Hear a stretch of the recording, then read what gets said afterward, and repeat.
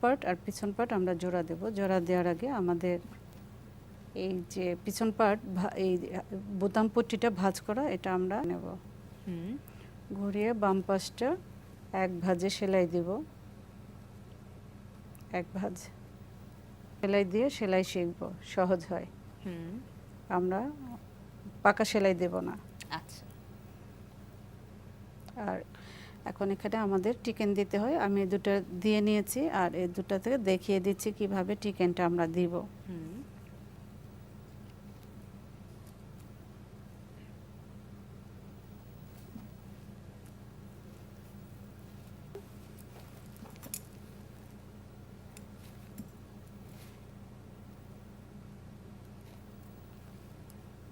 আমাদের মাপ মতো সেলাই দেব।